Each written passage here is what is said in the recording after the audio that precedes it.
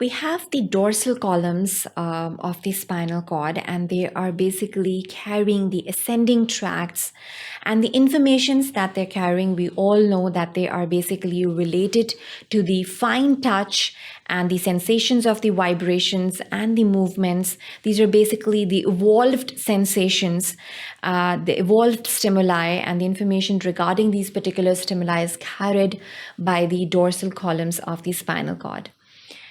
Now, particularly when we talk about the dorsal columns, we know that we have these two basic ascending tracts, namely the fasciculus gracilis, which is present more medially.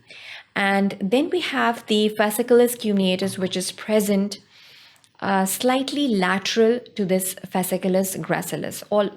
Both of them are basically present in the dorsal columns. One is medial and one is placed laterally over here.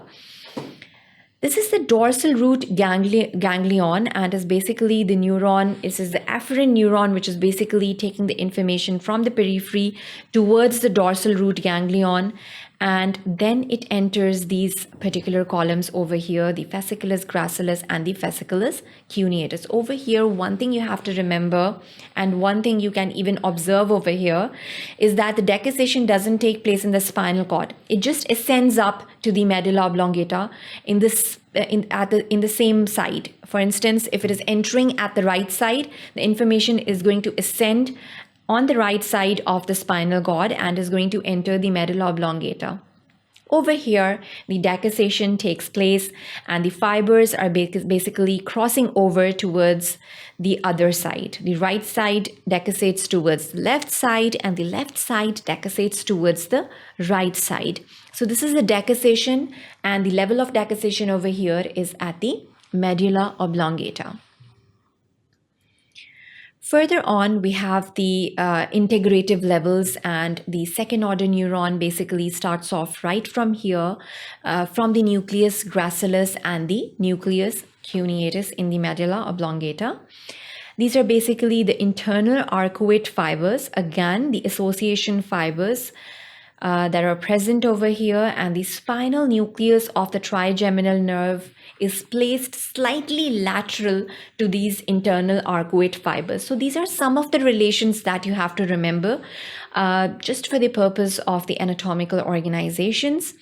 And this is the sensory decussation, which is taking place at the level of the medulla oblongata in case of the fasciculus gracilis and fasciculus cuneatus. Now, this is the medial lemniscus. What do we mean by the term lemniscus? We'd be using this word medial lemniscus and spinal lemniscus on and off. And we must know that lemnisci is when the different tracts, they move together. So over here, the fasciculus gracilis and cuneatus, they're moving together after decussation towards the higher centers of the brain.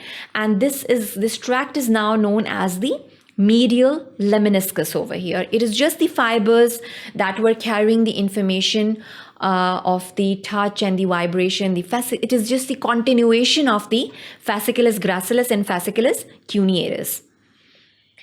Further on, when it has basically surpassed as medial lemniscus, it turned out to be the medial lemniscus, and now it is going to enter the level of the pons. So this is the trigeminal nerve, which is placed lateral to this medial lemniscus over here. This is the medial lemniscus, which is carrying the fibers of the fasciculus gracilis and fasciculus cuneatus over here. So this is the medial lemniscus, and it is carrying the information. Now the decussation has taken place and is going to carry the information towards the certain levels in the midbrain. And then finally, it is going to reach the thalamus. From here on, the third order neuron, it takes place. And the origination of the third order neuron from the thalamus towards the higher centers of the brain, it is going to be incorporated over here. This is the internal capsule, which is placed laterally towards this medial lemniscus fibers. This is the thalamus where the integration takes place towards, and it is also even related to different emotional responses that are produced in response to different stimuli that the person senses. And over here, we have the different nuclei. The destination has to be known. We just don't have to mention that it is going to integrate in the thalamus. We have to mention completely what exact nucleus we are talking about. So we are talking about the ventral posterolateral nucleus, which I already mentioned. It's basically the VPN nucleus of the thalamus. So you have to remember this is the destination of the second order neuron, and from here on the third order neuron, it starts off towards the higher centers of the brain. The different areas of the body are represented on the cerebral cortex in a particular way. It's basically an upside down phenomena. The face is presented over here. It is, and as we ascend upward, we have the different other areas that are being represented. For instance, we have the head area, and then ascending upwards, we have the arm area.